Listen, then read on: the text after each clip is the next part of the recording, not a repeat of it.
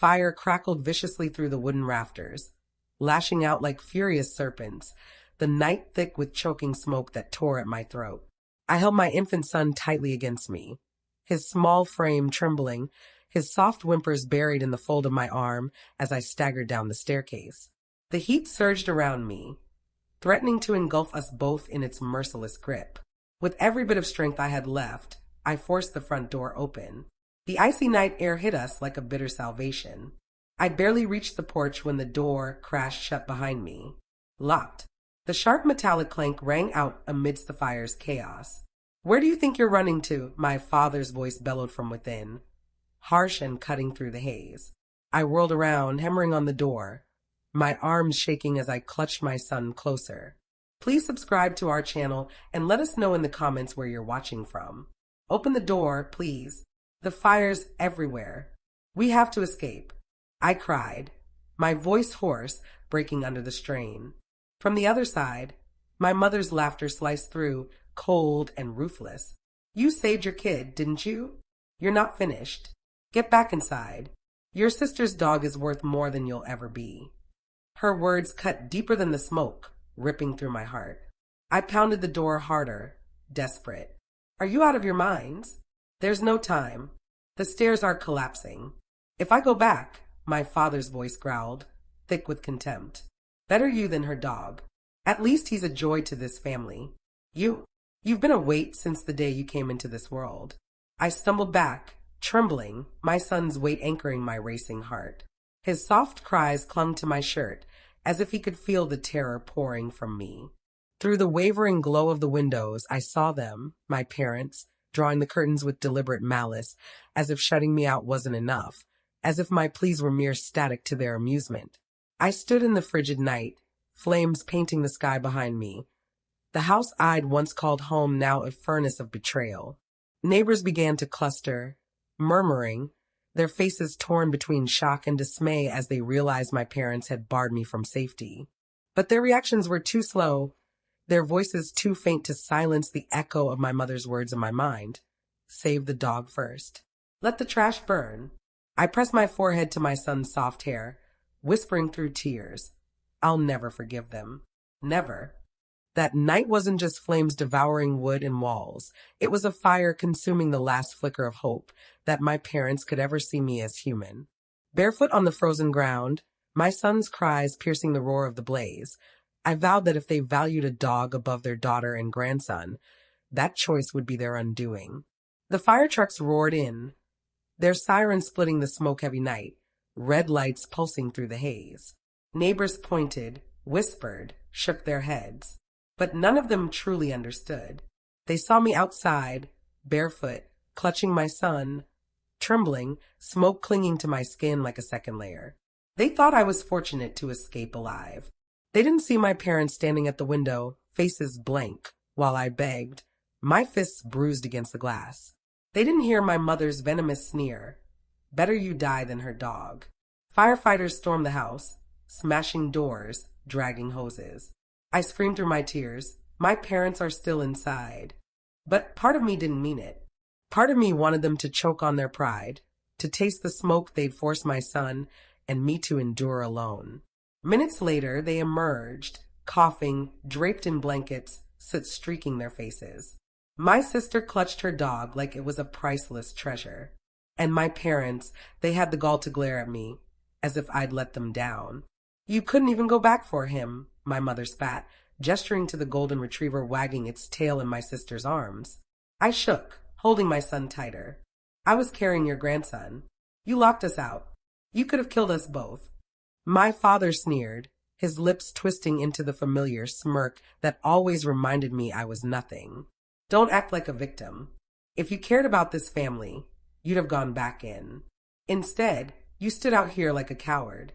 The neighbors turned, staring, whispering. They heard his words. They saw me shaking, cradling my son, my face pale from smoke and shame. And I realized my parents felt no remorse. They weren't even hiding it. They reveled in their cruelty. For days afterward, the fire's damage was the least of my wounds. My parents blamed me for everything. My mother raged through the house, complaining about smoke-ruined curtains, blaming my panic. My father muttered about repair costs, snapping that if I'd had any sense, the dog wouldn't have been at risk. At night, I held my son in the cramped room they'd shoved us into, for peeling walls, a draft seeping through a cracked window, a mattress thin as paper, and I listened to them celebrate saving the dog while mocking me. Finally, she showed her true colors, my mother sneered, crying on the porch. Useless. Garbage belongs outside, my father added, chuckling. And she proved it. My sister, petting her dog, smirked at me. He's worth more than your kid. At least he doesn't cry all the time. Their words carved into me, but I stayed silent. I stopped shouting, stopped defending myself, stopped trying to prove I existed. Silence was sharper than screams. Silence gave me space to plan. I began to notice things. How my father boasted to his friends about ruling the house, yet their debts piled higher each week. How my mother lied about charity donations, pocketing cash for herself. How my sister flaunted her dog everywhere, posting online about her flawless life while pretending I didn't exist. They thought they'd strip me of worth. They didn't know I was collecting every insult, every cruel laugh, every locked door. Each word they hurled became fuel for a fire I'd ignite, piece by piece. The breaking point came 2 weeks later. My son had a fever. I pleaded for help, medicine, a ride to the doctor. My mother dismissed me. Can't waste money on that. He'll live or he won't. Better than wasting our savings. My father chimed in, if you want a doctor, walk. Maybe then you'll learn to be useful. I walked 3 miles in the cold, my son burning up in my arms. A stranger at the pharmacy saw my tears and paid for the medicine because I had no money left.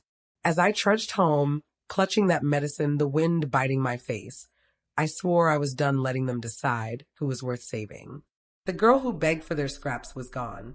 In her place was someone ready to tear down everything they valued, not with screams, but with a plan so precise they'd never see it coming. That was when revenge became a vow. I didn't act immediately. That would have been too simple. My parents fed on drama, on my tears, on my desperation. So I starved them of it. I smiled when they spat venom. I laughed softly when they mocked me. They thought I'd broken, but I was building. First, I started earning money in secret. After putting my son to bed, I worked online, freelancing, picking up shifts at a diner across town. Exhaustion gnawed at me, but every dollar was a step toward freedom. And I didn't just save, I observed. I learned their weaknesses. My father's pride wasn't in wealth, it was in control. He swaggered as if the neighborhood revered him, as if every deal he made was legendary. But I uncovered the truth. He owed people, borrowed heavily, lied about his successes. My mother's pride wasn't in her home or marriage, it was her image. She craved the neighbors' admiration, the nods at church, the likes on her social media posts. And my sister's pride was her dog. That golden retriever wasn't just a pet, it was her crown. She used it to paint herself as a princess, to prove she was better than me, that even her pet was more valued than my child. So I targeted their thrones. It started with the neighbors.